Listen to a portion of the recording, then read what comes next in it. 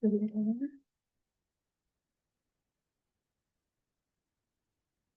Assalamualaikum warahmatullahi wabarakatuh. Kedengaran ya? Oh,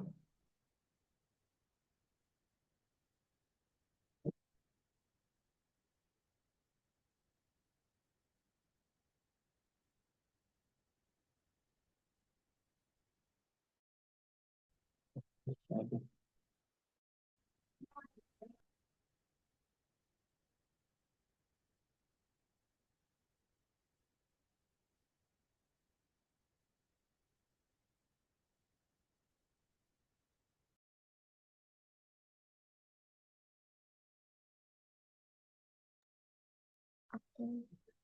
Assalamualaikum warahmatullahi wabarakatuh. Shalom, Om Swastiastu, Namo Buddhaya, Salam Kebajikan. Salam sejahtera bagi kita semua.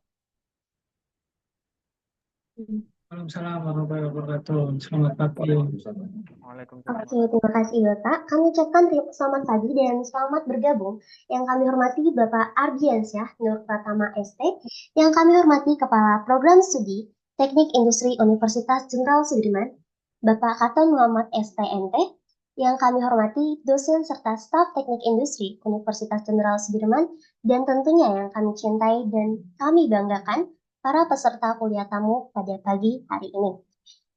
Pertama-tama, marilah kita panjatkan puja dan puji syukur kehadirat Tuhan Yang Maha Esa yang telah melimpahkan rahmat dan hidayahnya kepada kita semua, sehingga kita dapat menghadiri acara kuliah tamu analisis acara kuliah tamu analisis produktivitas pada industri manufaktur ini. Saya, Rizka Finagel, selaku pembawa acara, akan membacakan tata tertib dan susunan acara pada pagi hari ini. Oke, susunan.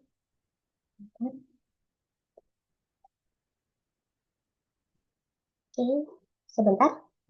Untuk rundown acara, yang pertama akan dimulai dengan pembukaan oleh saya sendiri. Selanjutnya ada sambutan oleh Kepala Program Studi dari Teknik Industri Universitas Jenderal Sudirman.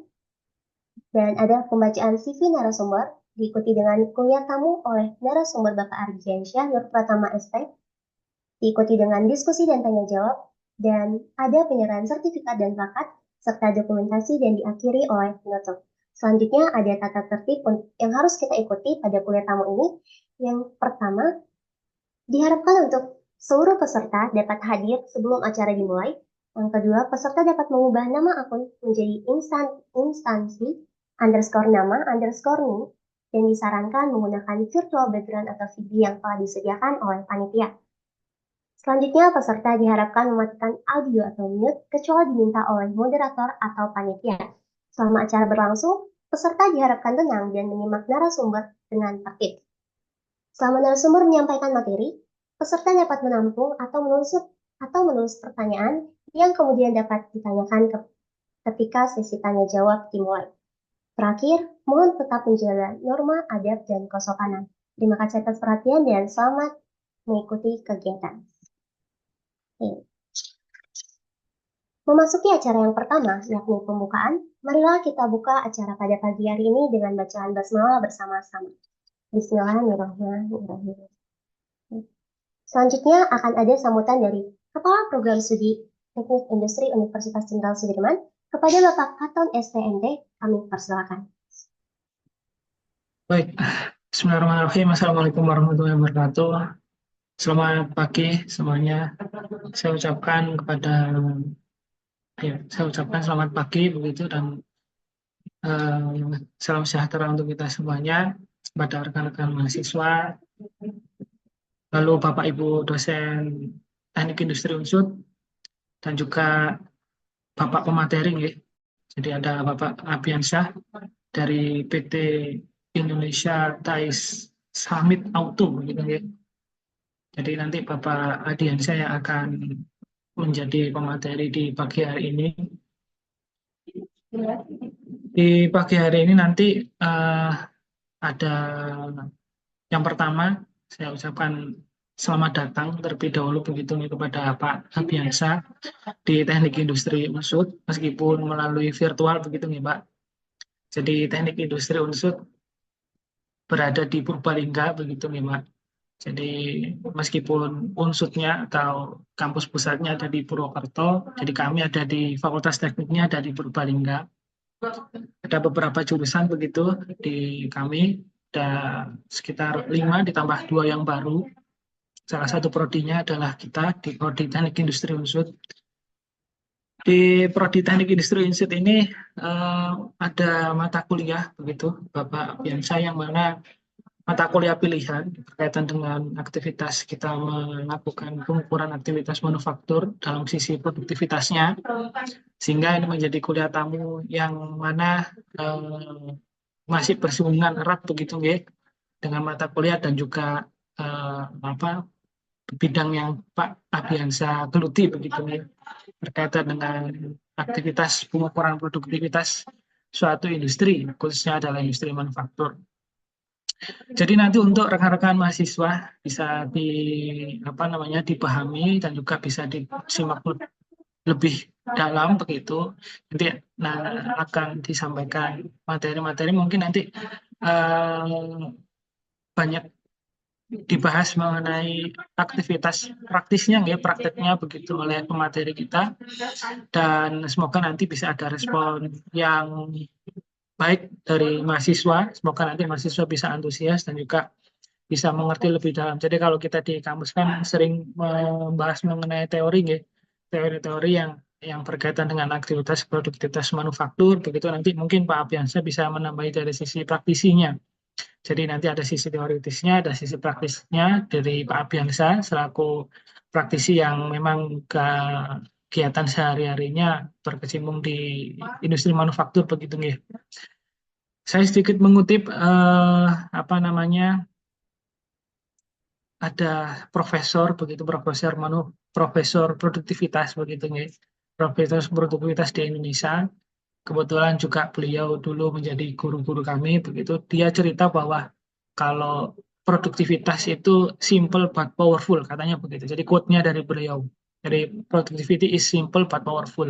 Jadi memang kalau produktivitas itu kan suatu bentuk ukuran gitu ya, yang memang sebenarnya mudah sekali ya saya rasa. Jadi kan produktivitas kan output per input saja gitu ya. Tapi output per input ini powerful sekali. Bisa dijadikan suatu bentuk ukuran yang menilai gitu ya. Apakah aktivitas yang sudah kita lakukan itu benar-benar sudah bagus atau belum. Nah, bisa dilihat dari sisi produktivitasnya. Mungkin itu dari saya, dan juga eh, yang terakhir, terima kasih banyak pada Pak Abiansa. Semoga nanti bisa memberikan wawasan lebih dari konteks praktisnya gitu, dari konteks prakteknya di perusahaan, aktivitas-aktivitas yang berkaitan dengan analisis produktivitas di industri manufaktur itu seperti apa. Itu dari saya kembalikan lagi kepada Mbak Rizka. Oke, Bapak. Terima kasih kepada Bapak Kapol telah memberikan sambutannya. Oke, sebelum memasuki acara inti, perkenankan saya untuk membacakan CV dari Bapak Ardiansyah Nur Pratama ST, selaku narasumber kita pada kuliah tamu pagi hari ini. Oke. Nama lengkap beliau adalah Ardiansyah Nur Pratama yang sekarang ini sedang menjabat sebagai Quality Assurance and Quality Control Manager. Untuk education sendiri, Bapak Ardiansyah merupakan lulusan S1 Teknik Mesin Universitas Diponegoro dan alumni dari SMA Negeri 1 Purwokerto serta alumni dari SMP Negeri 8 Purwokerto. Selanjutnya ada juga organisasi experiences yang tentunya tidak kalah kerennya yang dimiliki oleh Bapak Ardiansyah narasumber kita. Yang pertama, Bapak Badan Eksekutif Mahasiswa Undip, yaitu Division Head of Advocation pada tahun 2015 hingga 2016. Yang kedua, pada organisasi pecinta alam Kompas sebagai Division Head of Caving Exploration 2014 hingga 2015. Yang ketiga ada Total Quality Management Committee PT Pako Ina sebagai Division Head of QCP 2019 hingga 2021 dan TQM dan Total Quality Management Committee PT Pako Akunia sebagai Chairman of Total Quality Management Committee and Improvement Organization pada tahun 2021 hingga 2023. Yang terakhir, dan mungkin yang banyak yang belum bisa saya sampaikan. Saya sebutkan pada Organization Experience ini, yaitu KCC Committee of PT Indonesia Thai Submit Auto sebagai advisor of KCC and Improvement Activities 2023 sampai sekarang. Selanjutnya ada pula work history yang tentunya dimiliki oleh Bapak Ardiansyah hingga dapat mencapai posisi saat ini. Yang pertama, Quality Assurance and Quality Control Manager pada PT Indonesia Thai Submit Auto. Yang kedua, ada Quality Assurance Deputy Manager pada Deputy Manager, Quality Assurance Supervisor, dan Quality Control Supervisor. Yang ketiganya berada di PT Paku Akunia Karawang. Selanjutnya ada sebagai Chairman of Total Quality Management Committee Paku 4WH Division di Total Quality Management Committee PT Paku Akunia Karawang, dan yang terakhir GCP Coordinator di Total Quality Management Committee PT Paku Akunia Karawang.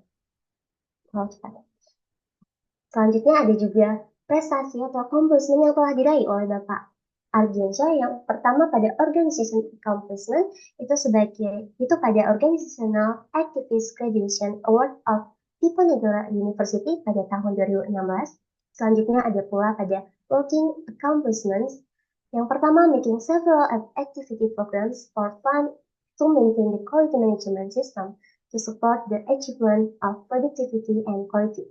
Selanjutnya, put integrated quality feedback system on internal company by visualize business problem to and follow up integrated with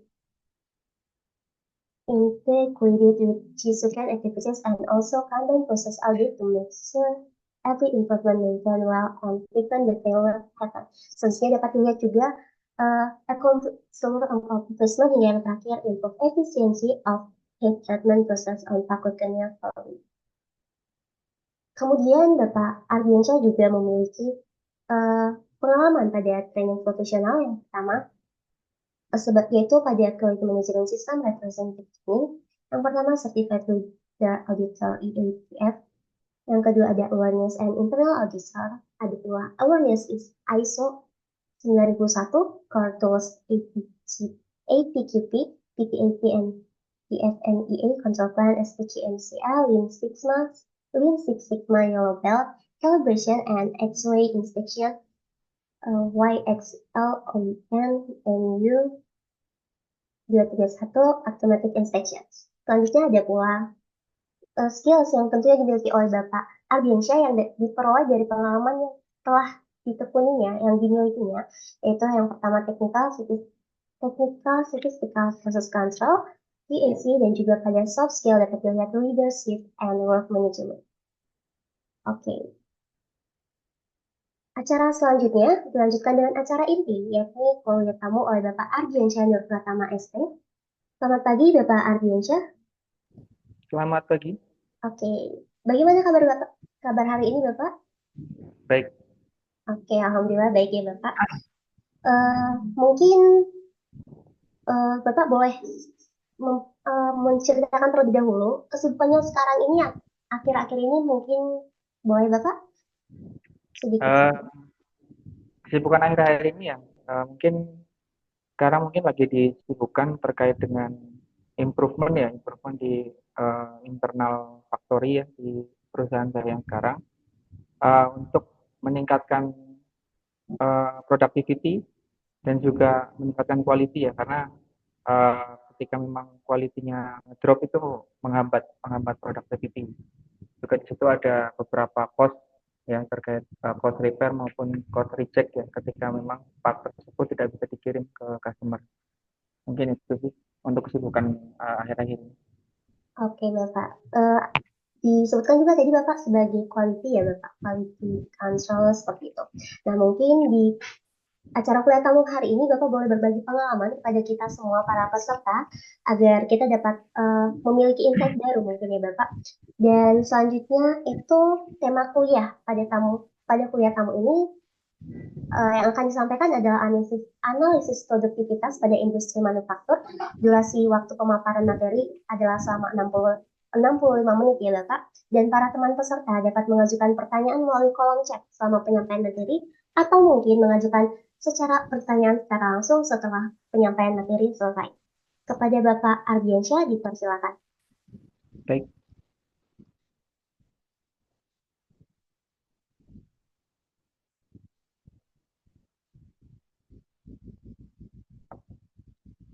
Oke, untuk layarnya apakah sudah terlihat? Oke, Bapak sudah terlihat. Baik. Assalamualaikum warahmatullahi wabarakatuh. Selamat pagi Assalamualaikum warahmatullahi teman-teman wabarakatuh. semua. Ya, perkenalkan ya, nama saya Ardiansyah Nur Pratama dari PT Indonesia Thai Summit Auto sebagai Quality Manager di sini. Ingin sharing dan diskusi. Mungkin ada diskusi ya nanti di akhir sesi terkait tema yang dipilih ya, yaitu adalah analisis produktivitas dan quality pada automobile manufacturing. Nah, di sini mungkin karena background saya juga bukan teknik industri ya, background saya itu teknik mesin dan bekerja di industri manufaktur, mungkin beberapa hal yang saya paparkan nanti hanya cuplikan-cuplikan saja yang mungkin nanti bisa dilengkapi dari Bapak Ibu dosen Teknik Industri Universitas Jenderal Sudirman untuk apa-apa yang nanti saya coba paparkan ya. Mungkin itu saja ya dari saya terkait perkenalan. Tadi juga CV sudah dibacakan. Sebelumnya saya mau memperkenalkan dulu terkait perusahaan tempat saya bekerja ya, yaitu di PT Indonesia Thai Summit Auto, berlokasi di Kerawang Industrial City ya, di Kerawang di KIIC. Di PT Indonesia Thai Summit Auto ini berdiri tahun 2006 dan start produksi di 2007. Kemudian untuk total employee di sini ada 154 orang ya, karena kebanyakan di sini secara proses sudah automation ya, jadi menggunakan robot untuk prosesnya. Dan juga untuk produk dari kami di sini adalah stamping body part dan assembly part untuk otomobil ya, khususnya pabrikan manufaktur mobil di Indonesia seperti itu. Kemudian ini adalah beberapa customer dari perusahaan kami ya, dari PT Hyundai, Toyota, Suzuki, Nissan. Kemudian juga ada pabrikan body part lainnya, itu beberapa kerjasama untuk sharing part, itu dari Citim, Ansir Thai Summit, Summit Adiawinsa, Inggris, dan Unipes.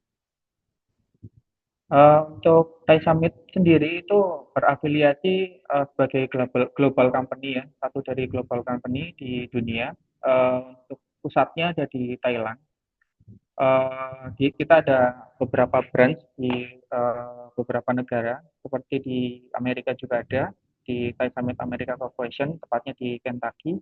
Kemudian di South Africa juga ada untuk Thai Summit Auto Parts Industry.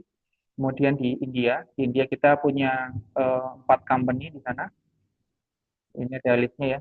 Interseed, kemudian Auto Parts, Okihara Corporation, ada 2 di sini. Kemudian untuk di China, kita di sini ada 3 company. Kemudian di Jepang, kita juga ada branch di Jepang. Kemudian di Vietnam kita ada 2 company. Kemudian di Indonesia kita ada 4 company ya. Yaitu ada Ansir Thai Summit, Indonesia Thai Summit Plastik, kita juga ada Plastic Injection Manufacturing.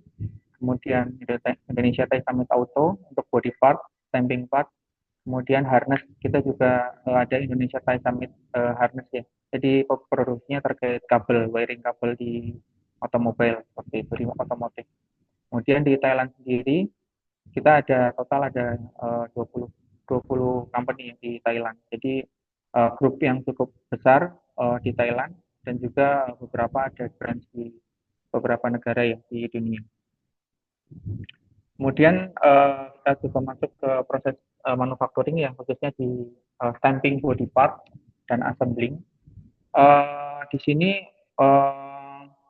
prosesnya cukup simpel ya. Jadi dari awal proses itu ada incoming raw material, itu kita biasanya pakai coil, steel coil, ataupun juga bentuknya sheet juga ada, beberapa sudah bentuk sheet, jadi udah lembaran-lembaran. Kemudian kita ada proses stamping ya, kita udah automation untuk stampingnya, jadi untuk proses transfer menggunakan robot 5-axis. Kemudian untuk di proses stamping ini kita ada gate ya untuk inspection. Kemudian setelah dilakukan proses stamping, kita ada lanjut ke proses assembly. Ya di sini kita laksanakan proses penyatuan beberapa stamping part ya, itu menggunakan proses spot welding maupun CO welding. Nah, ini juga untuk proses assemblingnya juga disupport oleh robot yang sudah otomatis. Kemudian kita ada inspection proses, kemudian ada final inspection, dan juga delivery untuk ke customer-customer dari Indonesia Taisamet Auto. Nah, kemudian untuk facility ya, facility produksi kita ada cukup lengkap ya, dari stamping paling tinggi di 1.200 ton. Ya, kita punya dua line untuk yang big press, yang 800 ton, 1.200 ton. Ini cukup besar mesin-mesinnya. Kemudian ada proses stamping progresif juga, jadi ini continuous. Jadi kita berkelanjutan ya kalau progresif ini. Kemudian stamping line tandem ini juga 250 ton juga kita ada. Jadi ini berkelanjutan tapi transfernya masih satu-satu, beda dengan yang progresif. Kemudian assembly robot kita juga ada beberapa brand yang kita gunakan. Kemudian juga ada stationary spot welding ini untuk yang pemasangan nut ya di body part seperti itu. Kemudian ini adalah beberapa dokumentasi dari pabrik kami ya. Ini adalah mesin stamping yang ada di USTA. Ini untuk line 1. Untuk yang terbesar kapasitasnya di 800 ton. Kemudian yang line 2 itu terbesarnya di 1.200 ton. Ini adalah progressive line kami menggunakan TI ya 250 ton untuk kapasitas tonasenya. Kemudian di sini ada mesin stamping ya untuk yang tandem, ini continue juga. Nah, kemudian ini ada beberapa line assembling di ISTA ya. Ini sudah menggunakan robot ya 100%, jadi kita perkuat di aktivitas programming dan juga koordinat spotnya. Seperti itu untuk menghindari adanya kegagalan proses atau defect.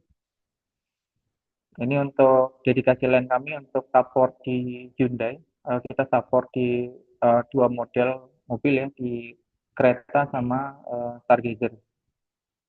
Ini ada fasilitas quality control kami, inspection system kami, ada CMM, kemudian mesin uji tarik, kemudian ada 3D scanner, kemudian ada heat gate, mikroskop, profile projector, dan digital mikroskop.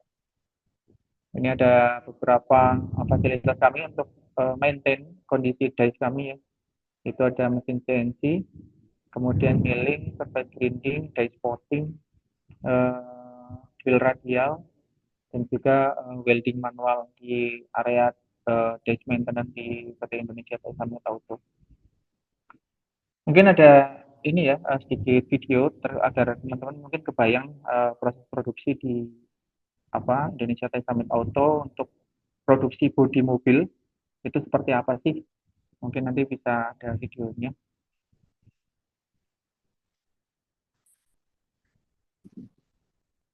Nah, ini adalah proses loading ya, centering, kemudian ada proses drawing, itu pembentukan awal. Kemudian lanjut, ini ada proses trimming, trim cut untuk memotong bagian sisi.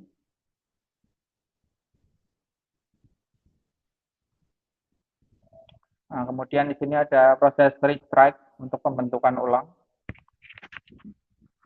Ini juga ada restrike lagi. Kemudian terakhir ada trimming untuk terakhir. Ini adalah contoh proses assembly kami menggunakan mesin spot welding.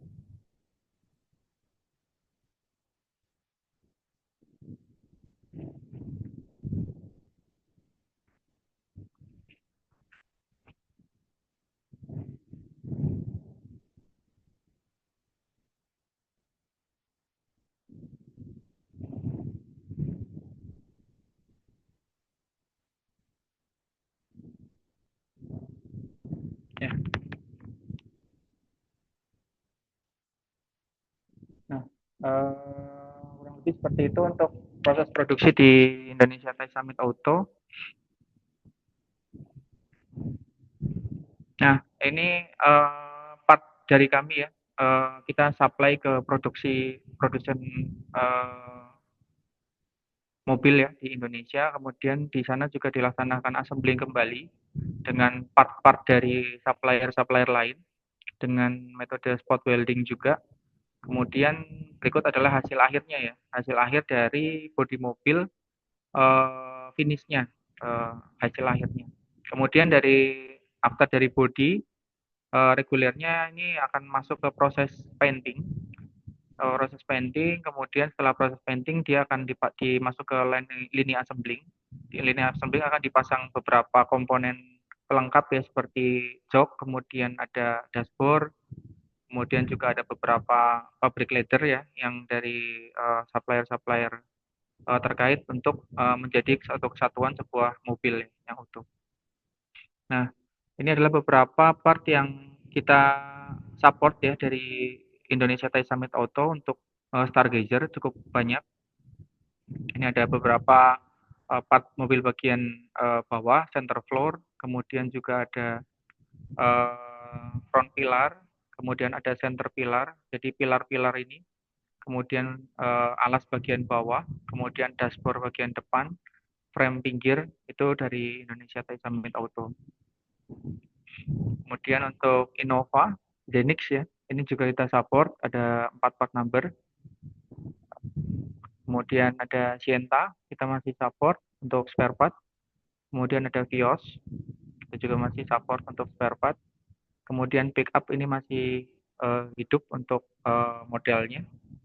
Ini kita masih support, ada beberapa part untuk bracket. Kemudian XL7, kemudian nanti ada rilis ya, YTB itu untuk penggantinya Baleno. Itu akan rilis juga ada part dari Indonesia Thai Summit Auto. Kemudian PRV, beberapa part kita support, SRV, kemudian Brio, kemudian Mobilio juga kita support. Kemudian WRV juga kita support untuk beberapa part di area interseat sama tailgate bagian belakang. Kemudian ini dah. Untuk Mitsubishi juga kita support beberapa part ya untuk expander, Pajero Sport, kemudian X-Force yang baru, kemudian nanti ada new model ya, tapi kita masih rahasiakan untuk Mitsubishi. Kemudian untuk Hyundai kita support juga untuk kereta. Ini ada beberapa award dari customer kami, kebanyakan dari Toyota ya, untuk zero defect, delivery target dan cost target kita achieve. Kemudian dari Suzuki juga terkait best vendor performance. Kemudian untuk ISO certification kita juga sudah tersertifikasi IATF sebagai pengganti dari ISO TS 16949. Kemudian untuk ISO 40001 terkait lingkungan juga kita juga certified. Nah, mungkin langsung masuk ke materinya ya. Untuk saya coba bawakan yang terkait Lean Six Sigma karena metodologi ini banyak sekali ya tools-tools yang kita pakai untuk optimisasi dari proses produksi maupun quality ya. Jadi mungkin di teknik industri banyak diajarkan ya untuk lean manufacturing. Nah, ini coba saya ambil sudut pandang dari praktisi ya. Mungkin nanti untuk materi lengkapnya bisa ditanyakan maupun dilengkapi ya dari Bapak Ibu dosen teknik industri untuk. Jadi untuk Six Sigma sendiri apa sih? Nah, Six Sigma itu dapat digunakan sebagai suatu ukuran kualitas ya. Jadi tiap degree dari Sigmanya itu ada maknanya, ada terukurnya ada. Nah, itu tergantung dari kualitas dari proses produksi dan efisiensi dari proses produksi yang ada di suatu perusahaan atau suatu factory gitu ya. Kemudian tingkat kualitas sigma yang seperti tadi saya sampaikan itu menunjukkan beberapa banyak data yang masuk dalam persyaratan pelanggan. Jadi berapa nih nilai terukurnya dari DPMO-nya untuk yang apa namanya masuk ke sigma level berapa gitu. Kemudian ketika kualitas Six Sigma yang lebih tinggi atau degree Sigma yang lebih tinggi artinya adalah lebih sedikit cacat yang terbuat dari suatu proses produksi. Otomatis ini berpengaruh ya terhadap proses produksi karena semakin sedikit cacat atau defect itu akan semakin memperlancar dari proses produksi kita karena defect itu sendiri tentunya adalah salah satu bentuk dari 8 waste ya atau 8 pemborosan yang harus kita hindari dari lean manufacturing itu sendiri. Jadi kalau terjadi defect nih di industri manufaktur otomatis harus ada proses tambahan ya, additional proses untuk repair. Kemudian apabila tidak bisa di repair, otomatis harus dilaksanakan scrap atau kita buang gitu. Kita buang otomatis ongkos produksi, ongkos material dari struktur cost suatu barang itu akan menjadi loss untuk company atau perusahaan. Itu yang harus kita hilangkan atau minimalisir ya. Kita sebagai apa namanya insan-insan improvement atau mungkin agar mengoptimalisasi dari perusahaan kita harus berpikir ke arah situ seperti itu. Kita di Six Sigma secara umum di beberapa perusahaan ya itu menggunakan beberapa tools atau metodologi improvement ya. Tapi yang di sini akan saya bahas itu menggunakan metode DMAIC atau Define. Jadi kita mendefinisikan dulu nih problematika atau persoalannya apa. Nggak hanya problem quality, tapi bisa juga productivity, kemudian juga bisa dari lead time, kemudian ada keterlambatan pengiriman dan apa segala macam itu bisa menggunakan metode ini dengan mendefinisikan dulu nih problemnya apa. Kemudian measure ya. Measure ini kita terukurnya seperti apa problemnya itu misalkan kalau defect ya kuantitinya berapa, kemudian juga intensitasnya seperti apa itu measure. Kemudian kalau defect itu letaknya di mana, posisinya di mana, kita harus menggrab semua informasi itu. Gitu.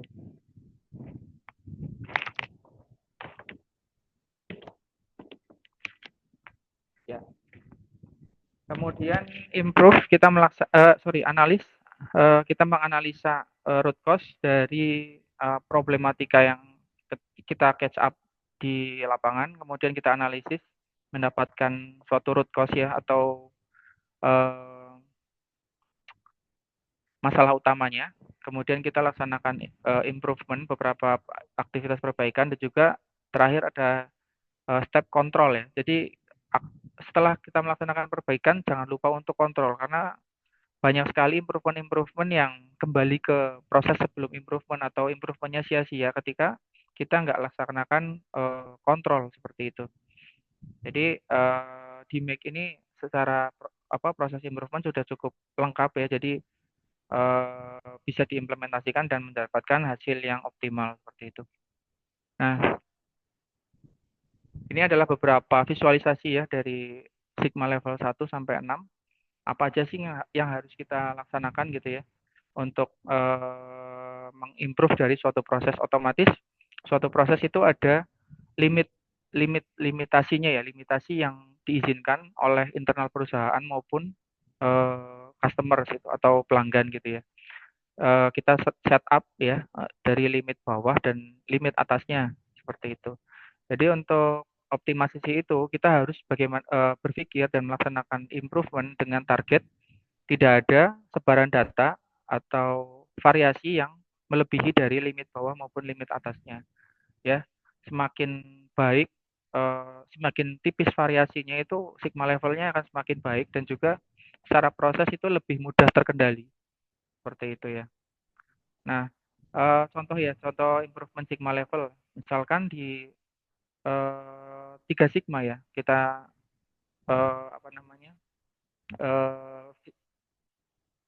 kasih contoh di apotek misalkan kita ada 23.000 misalkan satu Indonesia ya ada 23.000 resep obat yang salah per hari.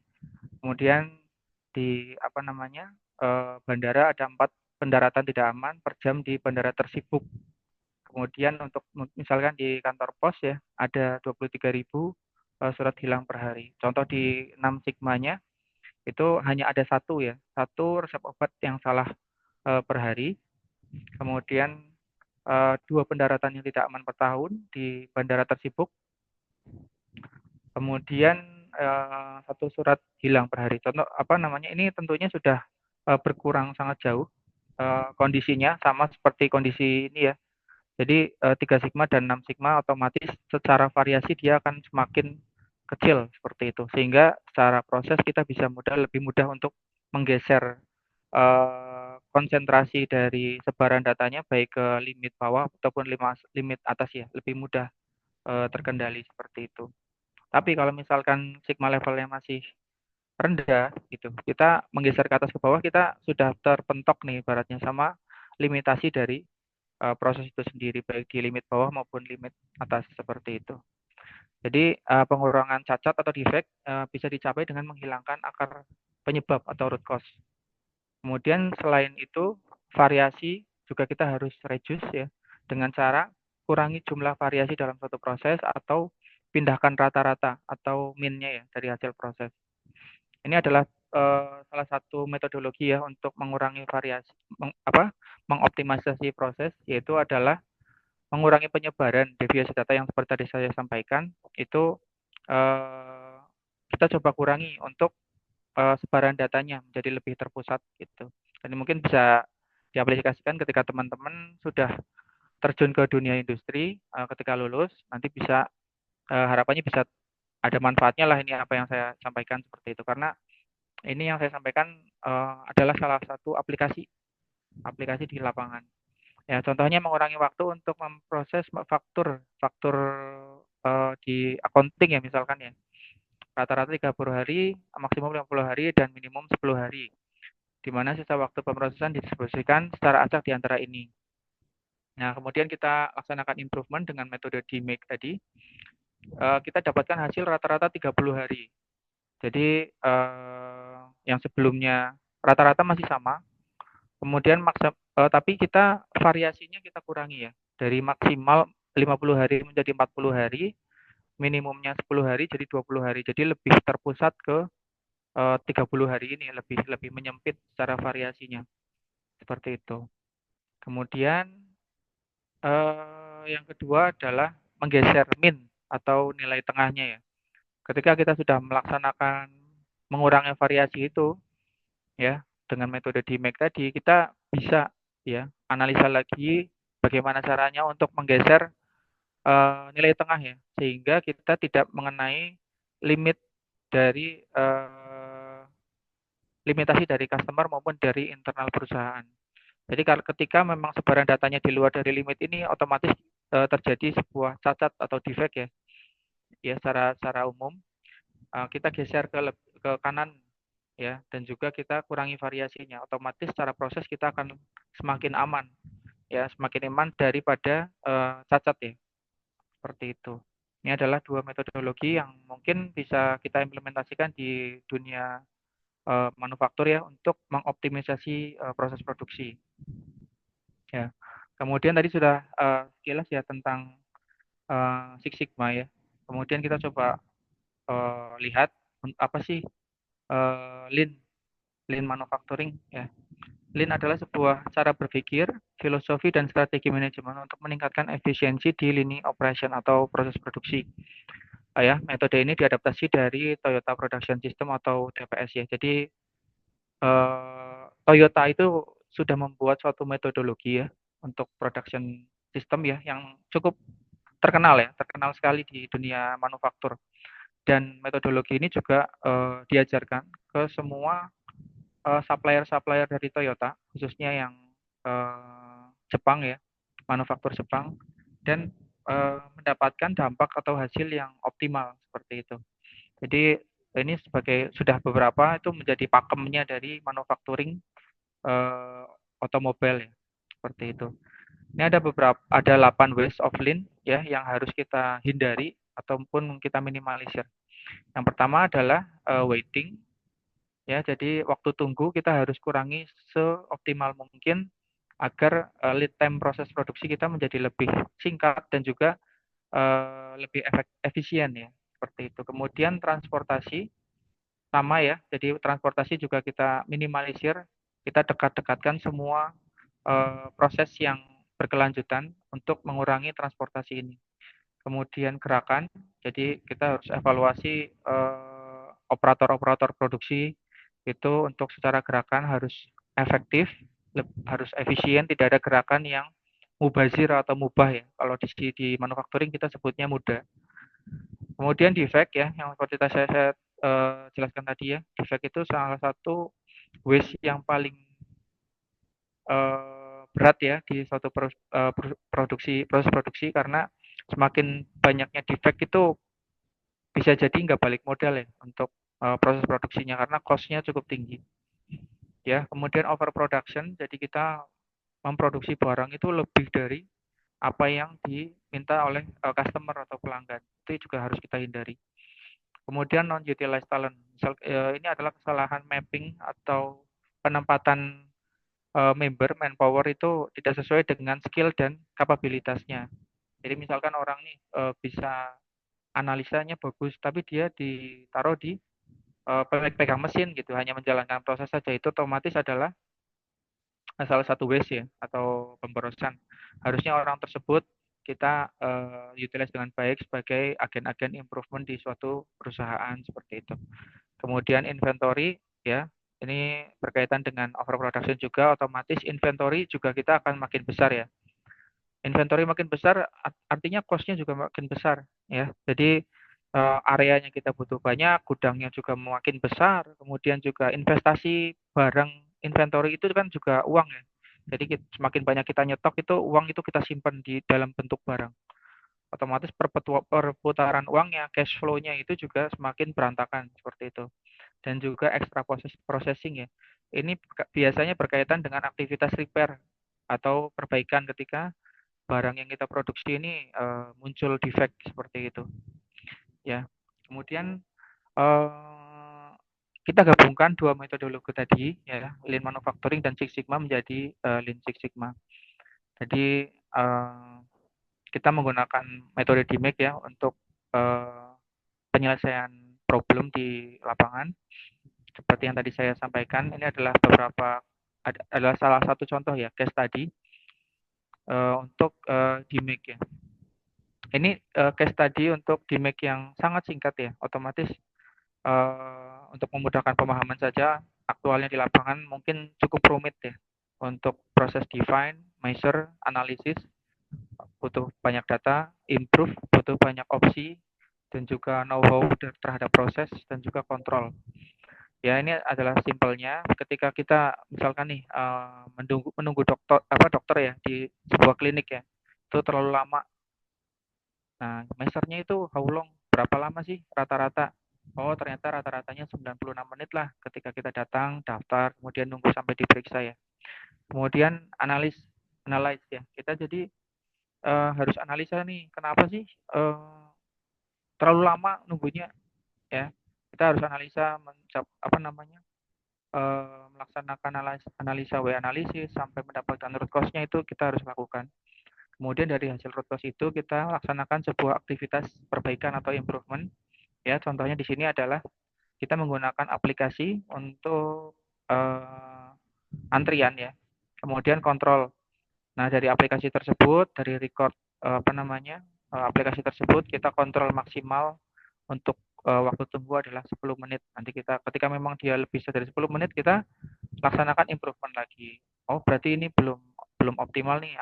Apalagi sih perbaikannya agar lebih optimal. Nah, mungkin seperti itu ya untuk DMAIC ini secara singkat.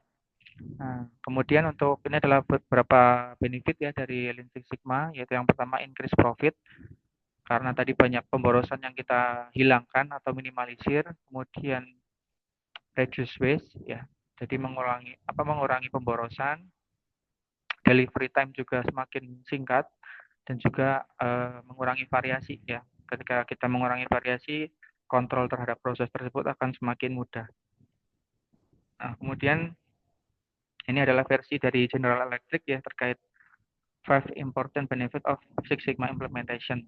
Nah, ini kurang lebih sama ya.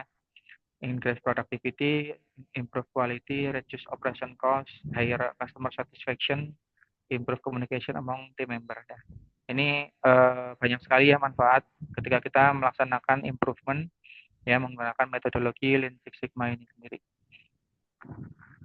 Kemudian untuk mengawali ya, mungkin nanti teman-teman akan terjun di dunia industri, mungkin ada yang beberapa sudah mau kerja lapangan ya, Kak, kerja praktek ya, mungkin di perusahaan, mungkin bisa memulai untuk implementasi Six Sigma ya. Jadi kita harus yang pertama kita laksanakan, kita harus paham dulu nih 8 pemborosan yang cukup berimbas besar ya terhadap suatu manufacturing itu apa saja, kemudian contohnya apa saja, kemudian karakteristik kriterianya apa saja, sehingga ketika kita ada di lapangan kita bisa mengidentifikasi, oh ini pemborosan karena defect, oh ini karena waiting time, oh ini karena extra motion atau yang lainnya. Jadi bisa menganalisa dengan lebih jitu atau mungkin lebih terarah dan efektif seperti itu. Kemudian kita harus petakan prosesnya, proses produksinya seperti apa. Oh, tadi kan ada proses produksi dari ITSA ya, Indonesia Thai Summit Auto. Nah, itu kita petakan dulu nih problemnya ada di mana. Oh, ternyata di proses misalkan di ITSA tadi ya, proses stamping. Oh, proses sendiri itu ada sub prosesnya enggak? Oh, ada. Ternyata proses stamping itu ada 5 mesin, masing-masing mesin prosesnya apa. Nah, kita petakan lagi. Kemudian problemnya itu ada di mesin yang mana. Nah, kemudian kita breakdown lagi tuh, misalkan mesin nomor satu ada prosesnya apa saja lagi sih? Oh, ternyata misalkan problemnya di ketika si dice-nya mau turun, oh, dia macet atau mungkin terhambat atau gerakannya tidak smooth. Nah, itu kita dapat tuh suspek problemnya. Nah, kemudian kita analisa menggunakan metode DMAIC ya sebagai step terakhir. Ketika kita tahu problemnya di mana, kemudian spesifik problemnya apa, di mana, karakteristiknya seperti apa, nah, kemudian kita laksanakan problem solving ya menggunakan DMAIC tadi. Itu define, measure, analyze, improve dan control. Nah, kemudian kita ketika mengidentifikasi problem di suatu proses, ketika kita akan mengoptimalisasi suatu proses, kita juga harus melihat ya terkait beberapa pekerjaan dari member ataupun proses itu sendiri, mana yang value adding dan non value adding atau waste.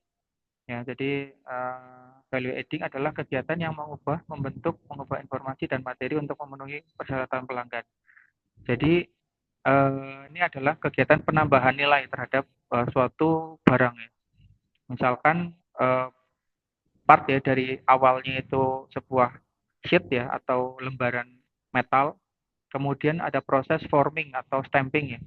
Nah, itu adalah kegiatan value adding atau kita menambah nilai dari satu barang tersebut, atau mungkin dari proses casting atau cor. Nah, itu juga dari awalnya molten metal ya, enggak dari ingot, virgin ingot, kemudian kita melting ya, kita panaskan sampai lebur, sampai titik leburnya, kemudian kita cetak. Nah, itu adalah suatu proses value adding, penambahan nilai ya. Berarti adalah nilai produksinya, itu kan ada uang di situ ya, ada cost di situ, kemudian nilai depresiasi mesinnya, itu juga ada uang di situ. Nah, di situ menambah nilai dari suatu barang yang sebelumnya nggak bisa dijual jadi bisa dijual ibaratnya gitu.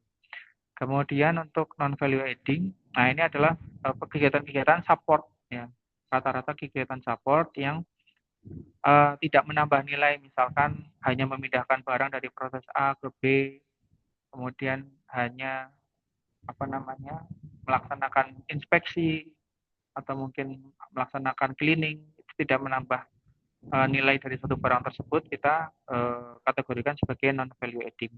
Ini yang harus kita kurangi ya untuk mengoptimalisasi dari proses produksi itu sendiri. Ya, ini adalah salah satu contoh ya dari proses produksi terkait satu siklus prosesnya ya.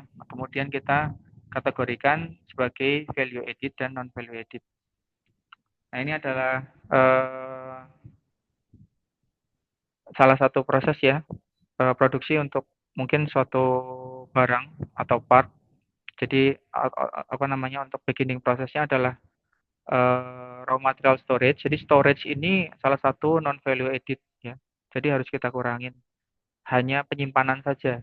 Kemudian plasma cutting, ada aktivitas pemotongan ya dengan plasma. Ini adalah value added karena dia mengubah bentuk nih, dari awalnya raw material menjadi barang setengah jadi, ibaratnya gitu.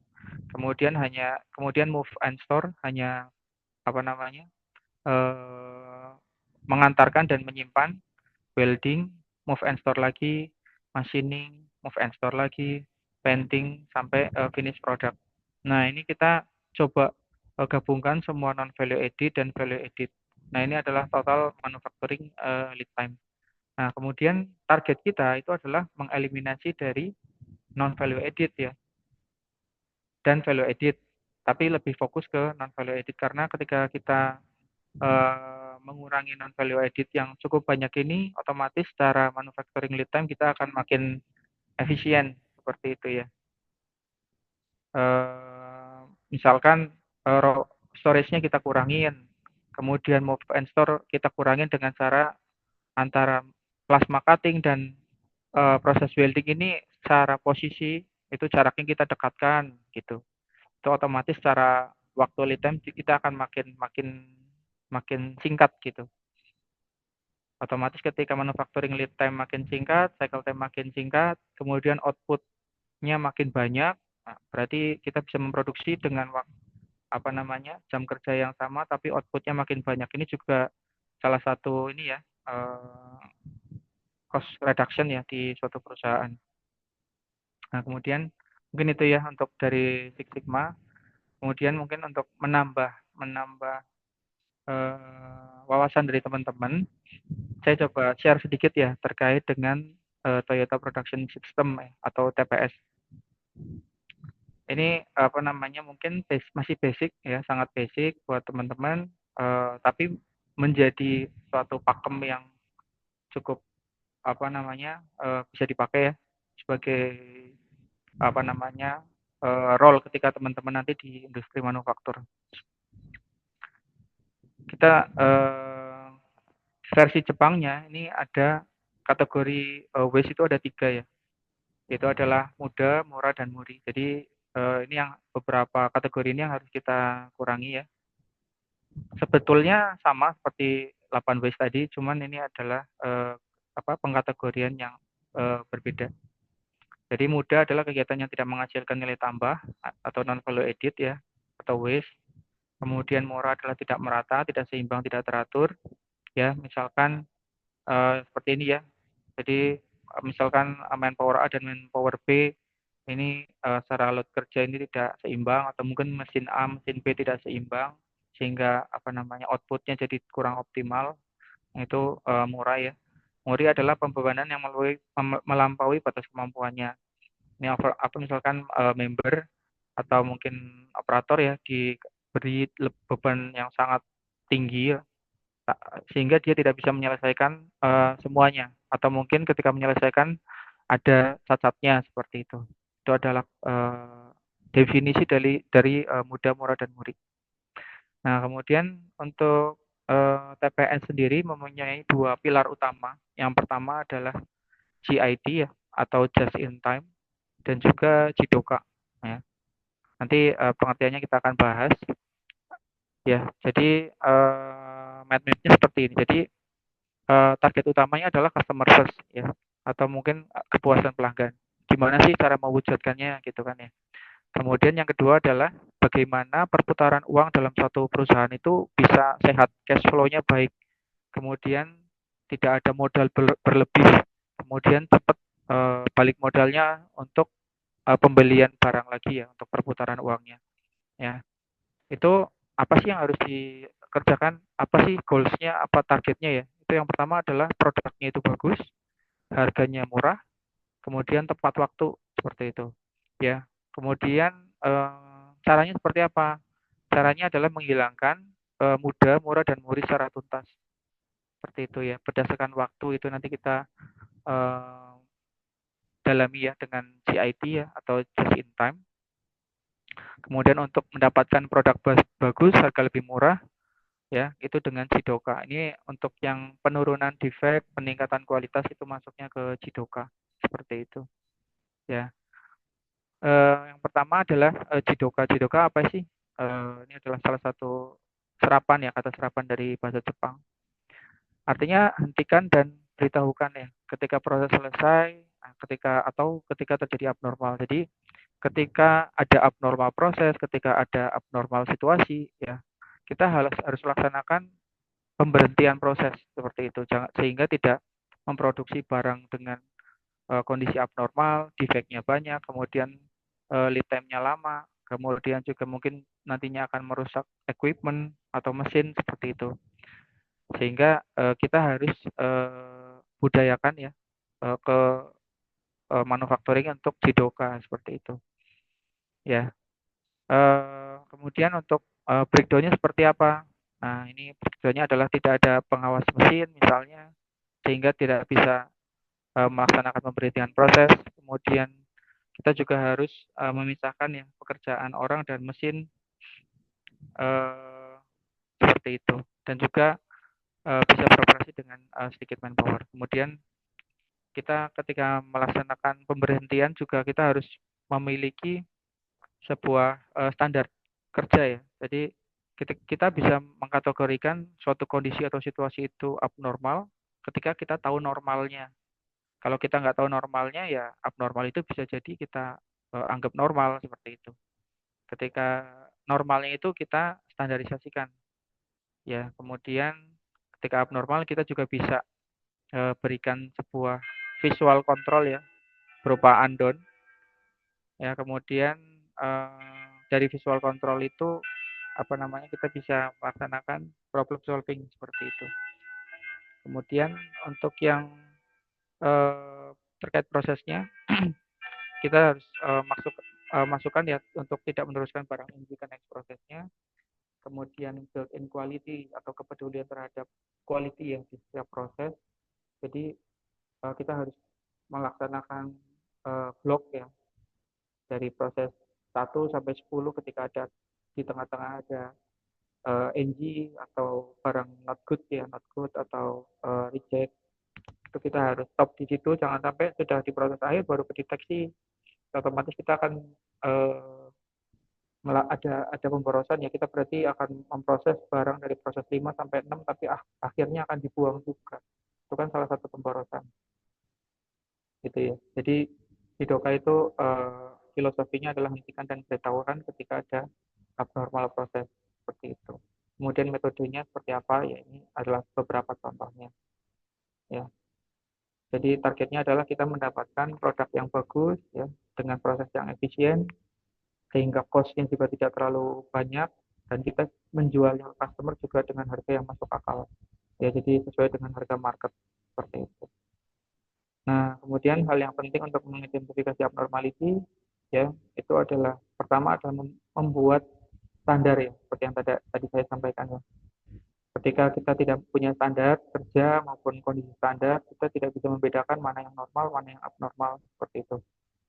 Ya, ketika normal dianggap abnormal ya udah itu prosesnya pasti akan berantakan dan juga banyak pemborosan di situ. Ya. Kemudian ketika memang ada problem, muncul masalah ya kita laksanakan improvement atau mungkin bahasa Jepangnya kaizen. Kaizen adalah continuous improvement gitu, perbaikan yang berkelanjutan untuk mengoptimalisasi dari sebuah proses produksi seperti itu. Kemudian hal terpenting ya dari Jidoka adalah menghentikan pengoperasian apabila terjadi abnormality. Ini adalah beberapa contohnya ya dari Jidoka, dari menghentikan mesin, menghentikan line, dan menerapkan pada kerja konveyor seperti itu. Bisa menggunakan automation atau mungkin manual dengan instruksi kerja. Automation biasanya kita menggunakan sensor ya, sensor untuk mendeteksi part Misalkan di conveyor nih terdeteksi part, berarti prosesnya masih jalan, akan langsung berkelanjutan jalan. Ketika partnya tidak ada, otomatis conveyornya harus mati. Nah, contoh konkretnya mungkin ada di eskalator-eskalator zaman sekarang ya di mall ya. Itu ada sensornya tuh ketika akan naik eskalator. Oh, kalau ketika nggak ada yang naik, eskalatornya akan berjalan lambat ataupun berhenti, otomatis konsumsi listriknya akan turun. Nah, ketika ada orang naik eskalator, itu dia akan jalan sama seperti konsepnya di conveyor di manufacturing ya, menggunakan sensor. Seperti itu. Sehingga secara cost proses akan lebih efisien seperti itu. Nah, kemudian yang selanjutnya adalah just in time. Ya, kita jadi memproses barang itu sesuai dengan requirement dari customer ya. Jadi apa yang diperlukan, apa yang kapan diperlukan, dan berapa sih kuantiti yang diperlukan itu kita harus mendapatkan informasi tersebut dengan detail gitu ya. Jadi proses produksi kita akan memproduksi sesuai dengan permintaan pelanggan. Tidak over, kemudian apa namanya tidak terlalu jauh dari kapan diperlukannya atau mungkin terlambat, itu kita akan masalah di situ juga. Kemudian eh, berapa sih kuantitinya? Ini juga bisa masalah ketika memang kita salah produksi ya, yang minta barang A ternyata yang dibikin barang B gitu. Kemudian ketika dikirim, oh ternyata salah kirim, salah produksi. Berarti kita harus bikin barang A lagi, padahal barang B-nya udah terlanjur dibikin. Itu kan salah satu waste ya, atau pemborosan seperti itu. Nah, kita sebelum menggunakan GIT ya, atau melaksanakan GIT, kita juga harus memperhatikan terkait preconditionnya ya, menggunakan metodologi Hijunka. Hijunka adalah pemerataan proses. Misalkan proses kita ada 5 proses ya, dari proses dari raw material sampai finish good atau finish product ya, kita ratakan secara loadingnya dari masing-masing proses seperti itu. Jangan sampai ada ketimpangan ya. Misalkan loading mesin pertama itu atau proses pertama terlalu rendah, yang mesin terakhir terlalu berat atau terlalu tinggi loadingnya, ya dia akan juga nggak bisa just in time gitu, atau mungkin planningnya akan meleset seperti itu. Ini adalah perbedaan time untuk level GIT di setiap perusahaan itu beda ya. Jadi tergantung dari bisnisnya ya, atau mungkin core bisnisnya atau barang yang diproduksi atau prosesnya di factory yang menerapkan sistem GIT itu akan berbeda-beda ya, seperti itu. Kemudian ini adalah lead time ya untuk aktivitas produksi ya. Kita harus membuat barang itu dengan sesuai dengan permintaan pelanggan, just in time seperti itu. Dari rencana produksi, distribusi, dan penjualan.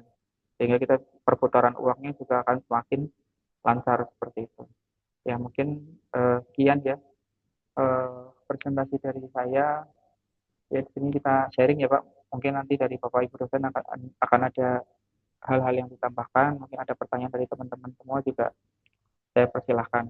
Mungkin itu dari saya. Pada tim moderator, saya kembalikan waktu dan tempatnya. Terima kasih.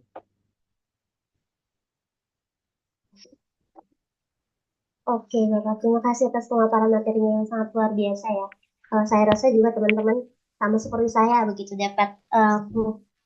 dapat memiliki banyak insight baru dari pemaparan yang telah diberikan oleh Bapak Ardiansyah, mohon maaf.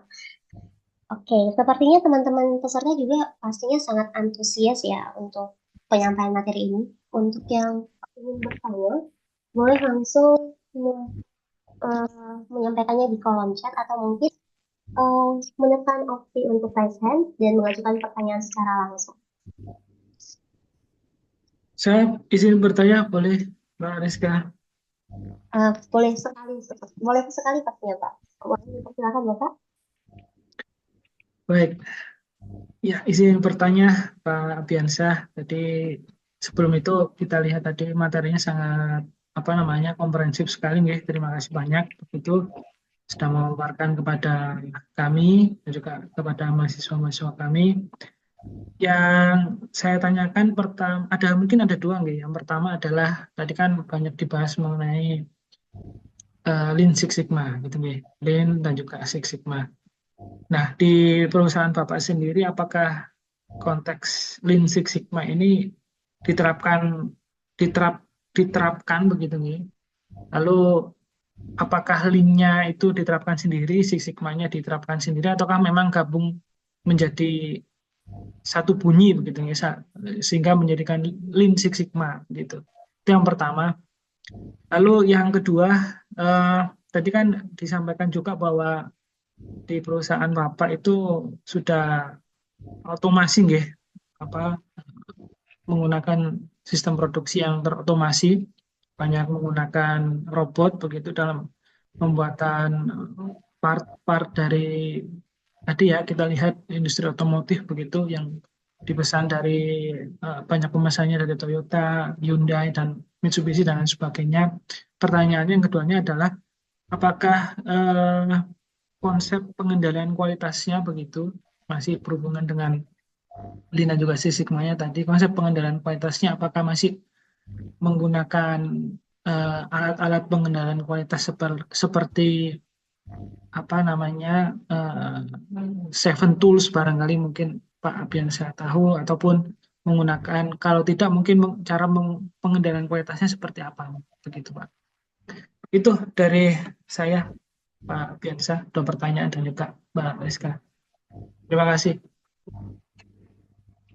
Oke, Bapak Afan, terima kasih atas pertanyaan ini. Mungkin untuk Bapak Abiansyah boleh langsung memberikan tanggapan atau jawaban kepada atas pertanyaan yang diberikan. Silakan Bapak. Baik, selamat siang ya Pak Katon. Jadi untuk pertanyaannya, saya coba jawab yang pertama terkait penerapan Lean Six Sigma. Apakah sendiri-sendiri antara Lean manufacturing-nya atau Six Sigma secara terpisah atau mungkin digabung? Otomatis ini adalah dua hal yang berbeda. Cuman ketika dipisah itu akan susah ya untuk pengendaliannya seperti itu ataupun penerapannya. Jadi di perusahaan saya sendiri kedua hal tersebut digabung. Jadi dari Lean manufacturing-nya, dari 8 batch yang kita secara periodikal ya kita review, kemudian juga kita laksanakan PDCA, itu kita laksanakan secara gabung ya. Ya kita review terus, kemudian secara Six Sigma-nya untuk pengendalian prosesnya juga kita laksanakan karena ada beberapa hal terkait Lean manufacturing dan Six Sigma itu yang terkait ya. Itu yang terkait dengan pengukuran terkait defect ya, Sigma level itu akan berkaitan dengan waste of Lean yang defect ya, mudah defect atau keborosan di defect itu sendiri. Jadi dua hal tersebut harapannya bisa masuk ke apa namanya mindset ya member-member dari perusahaan saya dan juga bisa menjadi satu satuan kegiatan yang komprehensif seperti itu. Kemudian untuk yang pertanyaan kedua, apakah konsep-konsep pengendalian kualitas di tempat saya ini menggunakan Seven Tools atau menggunakan tools seperti apa aja sih gitu ya? Otomatis ya Pak. Jadi kita otomatis untuk melakukan pemetaan terhadap proses dan juga mendeteksi abnormality, kemudian juga untuk melaksanakan analisa root cause ya, otomatis kita menggunakan Seven Tools ya, QC Seven Tools, mulai dari histogram, kemudian juga Pareto diagram, kemudian juga ada apa namanya fishbone, itu pasti kita pakai untuk memudahkan analisa dan juga agar analisanya itu tepat gitu, nggak melebar kemana-mana gitu, sehingga perbaikannya itu lebih efektif dan tepat sasaran gitu. Mungkin itu Pak jawabannya. Mungkin ada pertanyaan lagi. Baik, sedikit menanggapi ya Pak. Jadi kalau kita ketahui kan Seven Tools ataupun New Seven Tools itu kan alat yang memang sudah berkembang cukup lama gitu. Kalau dibawa di industri yang sekarang ini artinya industri yang manufaktur terotomasi atau bahasa kita ini industri yang kekinian begitu masih relevan gitu Pak. Masih relevan dan juga masih dipakai gitu. Sangat Tools-tools tersebut ya. sangat dipakai Pak. Jadi pengembangannya di industri yang kekinian ya, mungkin lebih banyak ke industri 4.0 ya atau otomasi industri. Itu hanya digitalisasi dari metode konvensional ya, seperti itu. Jadi itu ada memudahkan untuk implementasi, tapi basic thinkingnya itu seven tools. Jadi kayak apa, data ini kita catch up mungkin sebelumnya menggunakan Texit ya di lapangan ya.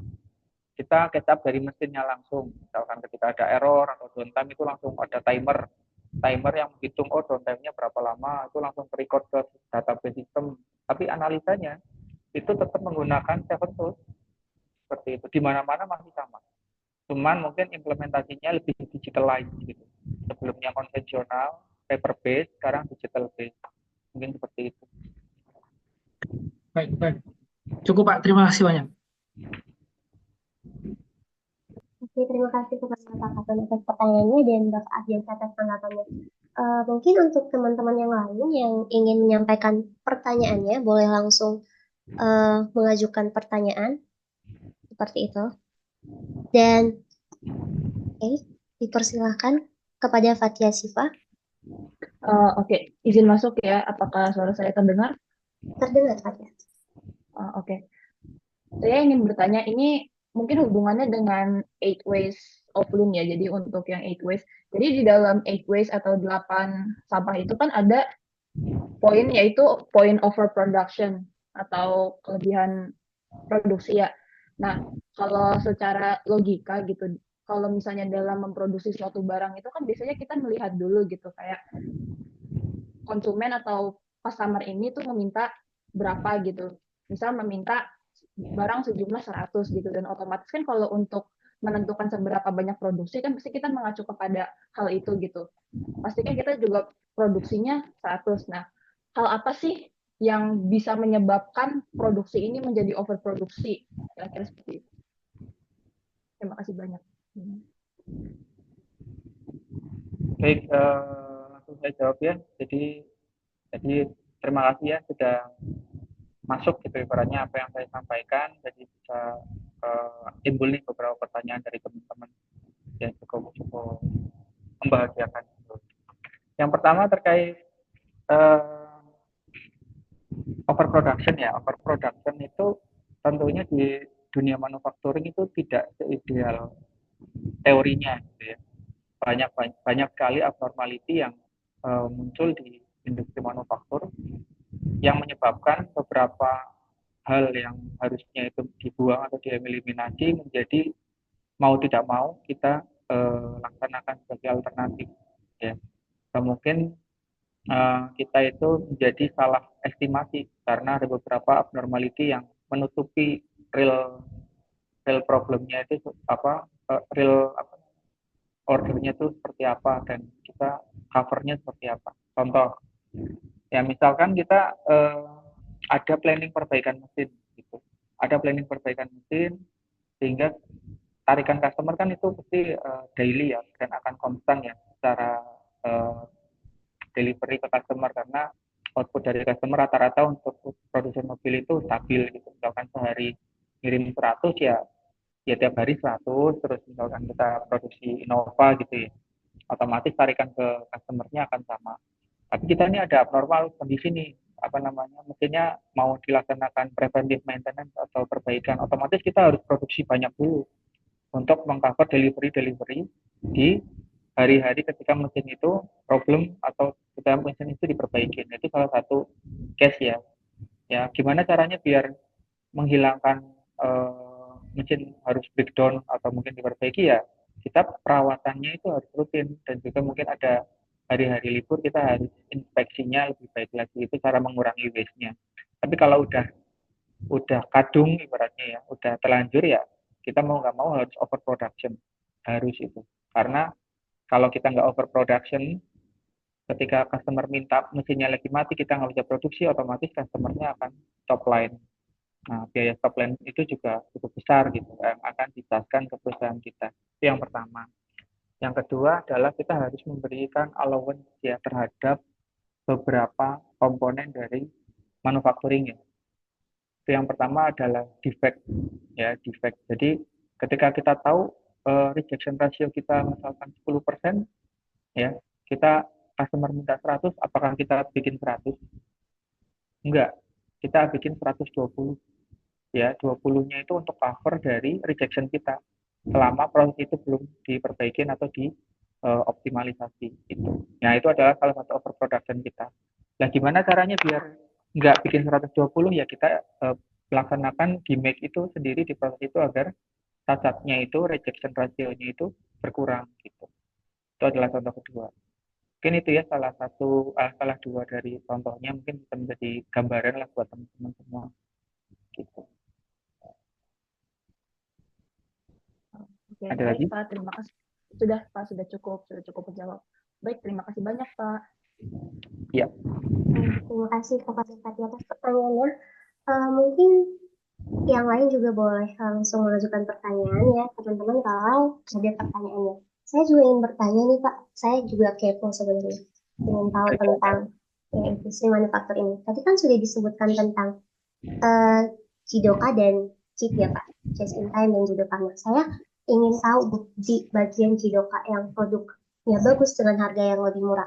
Seandainya nih Pak, bahan baku atau materialnya itu lebih mahal, mengalami kenaikan dari perusahaan Bapak sendiri itu untuk menangani harga jual kepada konsumennya itu bagaimana Bapak? Apakah kita akan menaikkan harga atau mungkin malah mengurangi sedikit kualitas? Yang mungkin itu untuk mengurangi kualitas bakalan susah sih ya Pak, karena kita menjaga kepercayaan. Atau malah kita mengurangi persentase keuntungan dari perusahaan. Bagaimana Bapak? Terima kasih Bapak. Ya, tadi juga ini ya sudah disampaikan juga di basic Toyota Production System terkait dengan beberapa improvement ya atau kaizen ya untuk memastikan si Jidoka itu bisa berjalan. Misalkan contoh case yang tadi ditanyakan ya terkait harga, misalkan harga bahan bakunya naik, nah kita harus seperti apa sih? Ya otomatis kita harus melaksanakan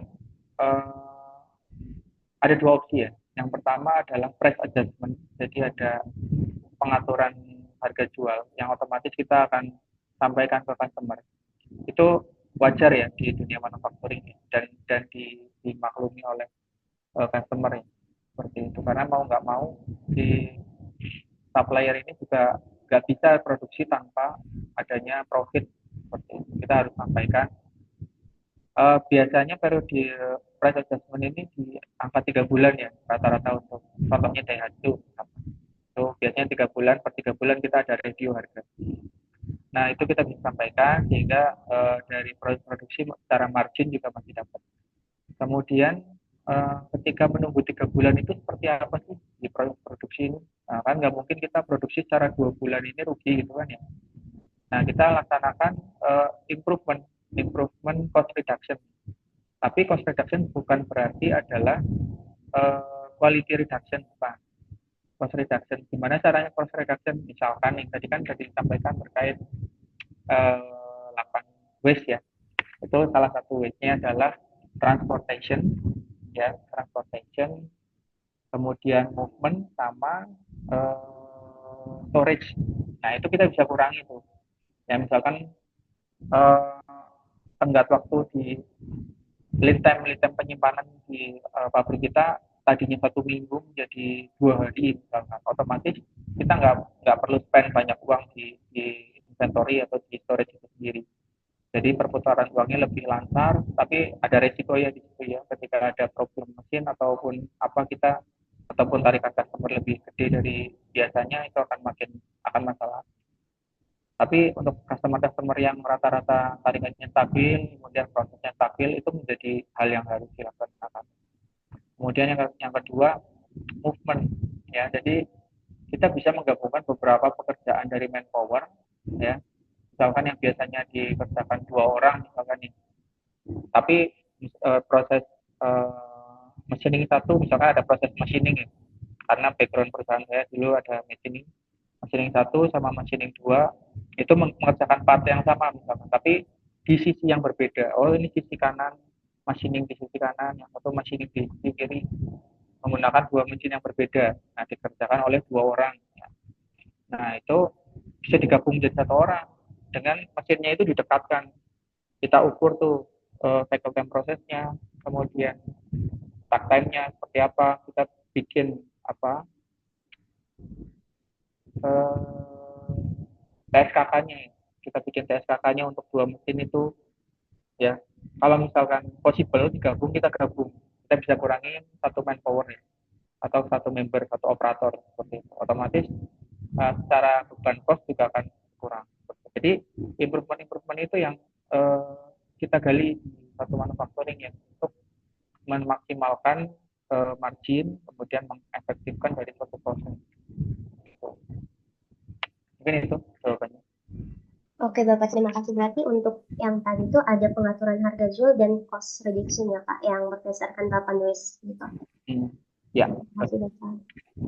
Mungkin untuk teman-teman yang lain, peserta kuliah tamu boleh langsung menyampaikan pertanyaannya teman-teman. Mau tanya juga Pak untuk ini apa namanya materi yang telah disampaikan, apakah akan di share nantinya, karena saya kira teman-teman juga mau belajar lagi untuk materi yang telah disampaikan oleh Bapak tadi. Ya, boleh di-share, tapi nanti coba saya ini ya pilah-pilah karena beberapa ada yang konfidensial. Oke Bapak, terima kasih. Bukan konfidensial. Oke Bapak. Oke, baik. Ada lagi? Bagaimana teman-teman peserta?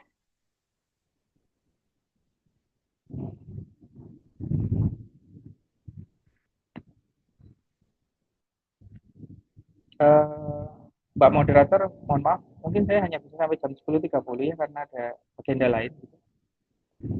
Oke Bapak. Mungkin pertanyaan terakhir kalau ada yang mau tanya. Oke, bagaimana? Sebentar ya Bapak.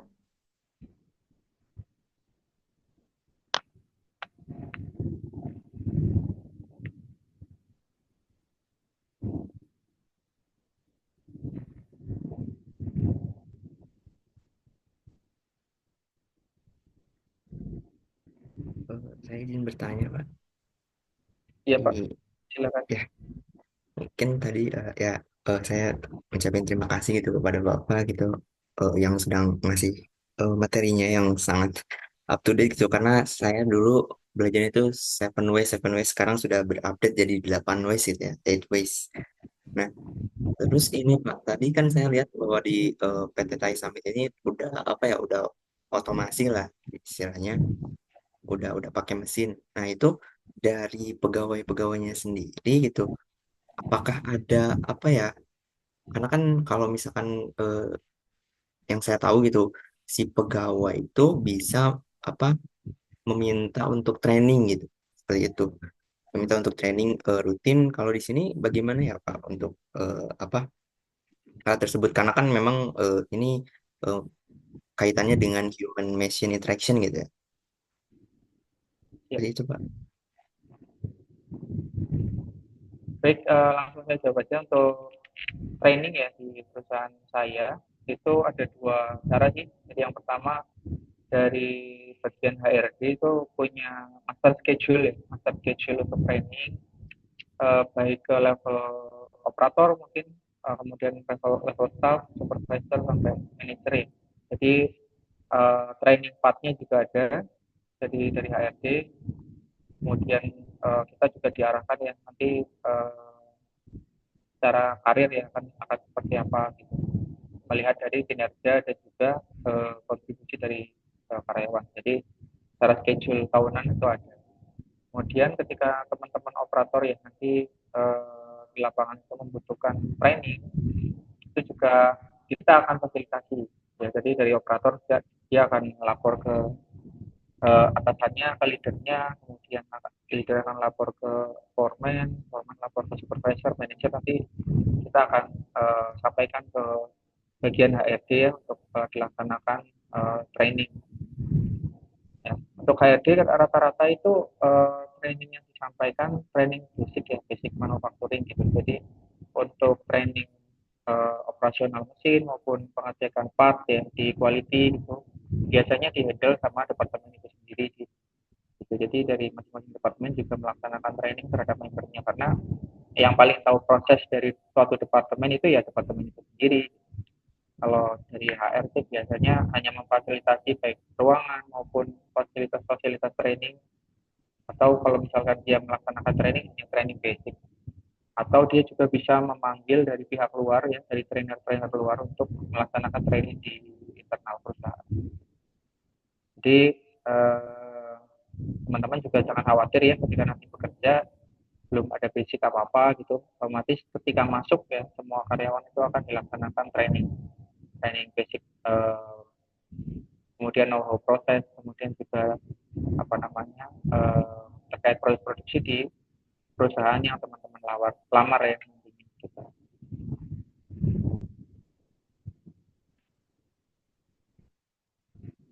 Baik, Pak, cukup. Terima kasih, Pak. Ya sama-sama. Oke, mungkin yang tadi adalah pertanyaan terakhir ya Bapak pada pada pagi hari ini. Sebagai penutup sesi penyampaian materi, mungkin kami mohon kepada Bapak Ardiansyah selaku narasumber untuk dapat memberikan closing statement-nya. Kami silakan kepada Bapak Ardiansyah. Oke, untuk closing statement ya dari saya, tetap semangat ya buat teman-teman dari teknik industri UNSUD ya, karena banyak ilmu dari teknik industri yang teraplikasi di industri manufaktur ya. Justru beberapa itu menjadi pentolan ketika kita mau melaksanakan proyek besar ya. Jadi tetap semangat, semua mata kuliah yang ada di teknik industri itu pasti bermanfaat di dunia industri. Tentunya saya nih saya teknik mesin ya, jadi sebenarnya itu nggak paham tuh yang awalnya dari 8W 7 tools tuh saya nggak paham. Kemudian lead time dan cycle time, takt time itu saya juga nggak paham. Tapi saya dipaksa paham di sini. Apalagi teman-teman yang dari kuliah ya sudah paham gitu. Harapannya di sini juga lebih expert lah gitu di industri manufaktur gitu. Jadi cepat lulus, kemudian juga semoga ilmu-ilmunya bisa terimplementasi di perusahaan impian teman-teman lah jadi ketika lulus. Ini sudah saya tetap semangat. Oke Bapak, terima kasih. Mungkin sebelumnya saya sampaikan beberapa kesimpulan dulu ya untuk penyampaian materi yang telah dilakukan. Yang pertama tadi telah dijelaskan tentang stigma yang merupakan ukuran kualitas yang tiap degree-nya itu memiliki makna. Dan untuk jika tingkat kualitas stigma itu semakin tinggi, maka output yang defect atau cacat itu semakin rendah. Dan ini juga dapat digunakan untuk menghindari 8 ways pemborosan yang salah satunya adalah defect. Selanjutnya ada juga tadi disampaikan metodologi ini, yaitu define, measure, analyze, improve, dan control. Dan itu juga digunakan saat kita itu diterapkan saat kita menggunakan Six Sigma untuk mengurangi variasi dan nanti adanya limitasi yang diinginkan oleh perusahaan dan konsumen sehingga tidak ada sebaran data atau variasi yang melewati limit atas maupun bawah. Selanjutnya juga tadi disebutkan Lean ya Bapak. Yang Lean adalah cara berpikir filosofi dan strategi manajemen untuk meningkatkan efisiensi learning operation yang diadaptasi dari Toyota Production atau sistem TPS. Dan juga sudah disebutkan 8 ways of Lean dari waiting, transportation, motion hingga staple processing-nya atau extra processing-nya. Ada juga tadi disebutkan untuk penggabungan dari Lean and Six Sigma yang disebut dengan metode Lean Sigma dan sudah dijelaskan juga case study-nya dan apa itu benefitnya mulai dari increase profit, reduce waste, shorten delivery time, dan reduce variation.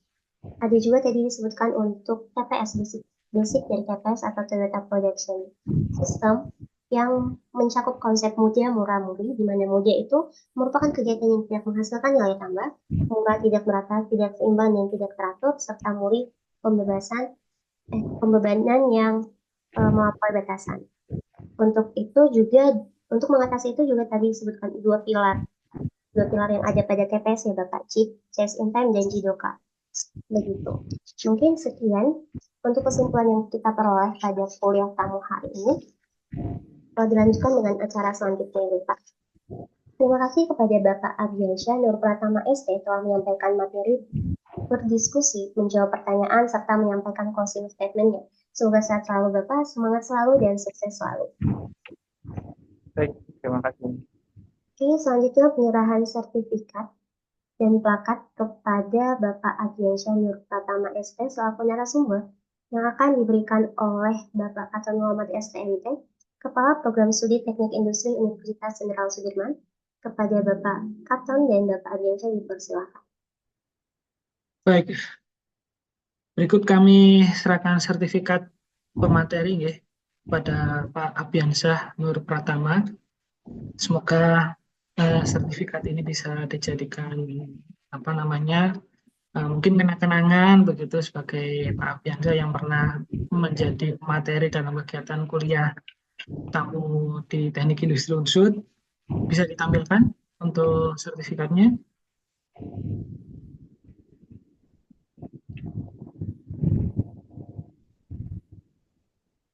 Kepada operator bisa di next.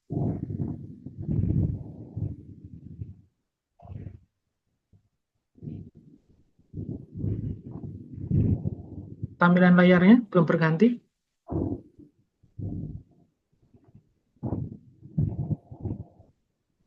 Baik, kepada operator mungkin boleh ditampilkan untuk penyerahan sertifikatnya.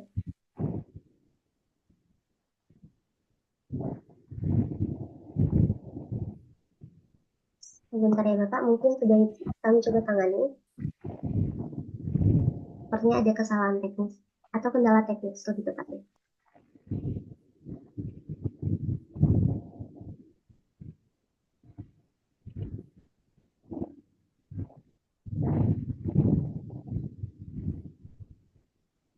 Sudah ada operatornya? Bapak sebentar ya. Kepada operator mungkin boleh dibantu untuk penyerahan sertifikatnya.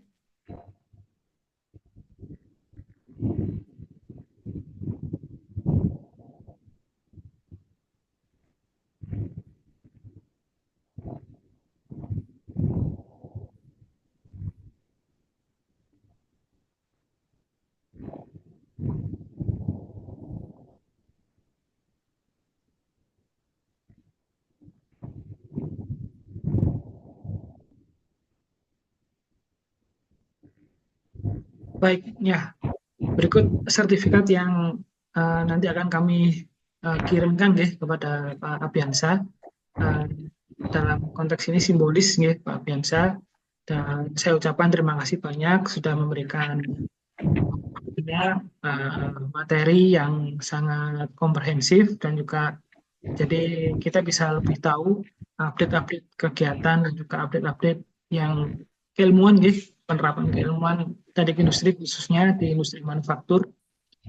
Dan semoga nanti di lain kesempatan kita bisa bertemu kembali kepada Pak Abiansyah dengan mungkin materi-materi yang lain ya, dan juga materi-materi yang lebih bertambah lagi sesuai dengan kegiatan, sesuai dengan mata kuliah, sesuai dengan hal-hal yang bisa kita update bersama-sama. Berikut Pak Abiansyah, saya rasa terima kasih banyak. Saya ucapkan kembali pada Pak Abiansyah dan juga rekan-rekan mahasiswa.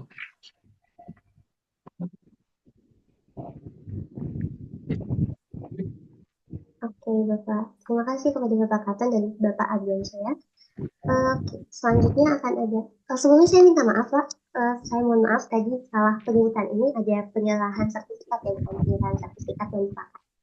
Oke, selanjutnya akan ada sesi dokumentasi yang akan dibantu oleh saya langsung. Mungkin kita boleh menyalakan kameranya dan menggunakan virtual background yang telah diberikan oleh panitia.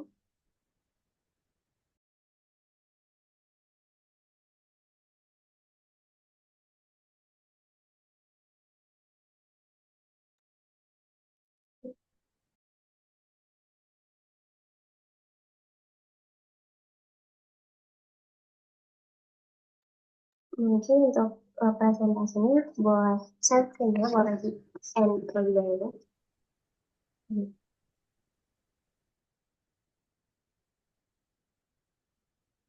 Oke, dipandu Mbak Rizka untuk apa-apa dokumentasinya. Oke, sebentar.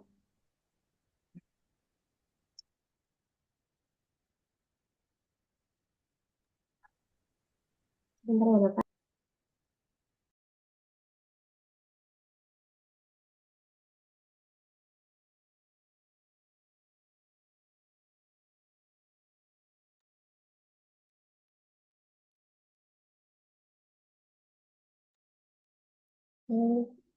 Untuk slide yang pertama mungkinnya sebentar.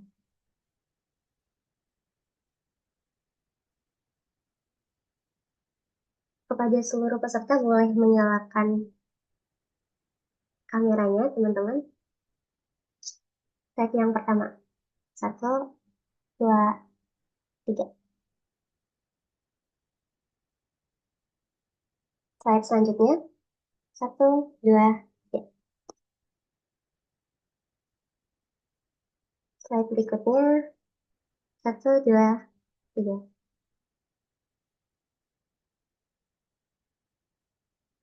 Lanjut. 1, 2, 3. Oke, selanjutnya. Udah. Oke, maaf. Untuk sesi dokumentasi telah selesai. Kita lanjut ke acara selanjutnya. Tak terasa sudah berada di penghujung acara ya teman-teman. Mungkin semoga dari kuliah tamu ini kita dapat memperoleh benefit dan manfaat dari materi yang kalian sampaikan. Demikianlah rangkaian acara kuliah tamu analisis produktivitas pada industri manufaktur. Marilah kita tutup acara ini dengan bacaan hamdalah bersama. Alhamdulillahirabbil alamin. Semoga kuliah tamu pada pagi hari ini akan memberikan manfaat kepada kita semua. Amin. Terima kasih kepada seluruh pihak yang berpartisipasi atas terselenggaranya acara hari ini. Dan saya Rizka Sinadia mewakili penyelenggara acara. Mohon maaf bila terdapat kekurangan dan kesalahan selama proses acara berlangsung. Sebelum acara ditutup, izinkanlah saya memberikan sebuah pantun. Buah melon buah stroberi, dicampur susu enak sekali. Cukup sekian acara hari ini, semoga bertemu di lain hari. Kami pamit undur diri. Wassalamualaikum warahmatullahi wabarakatuh. Sampai jumpa. Waalaikumsalam warahmatullahi wabarakatuh. Terima kasih banyak Pak Piansa, terima kasih banyak rekan-rekan dosen, Bapak Ibu, rekan-rekan mahasiswa. Izin pamit nggih. Ya, terima kasih Pak.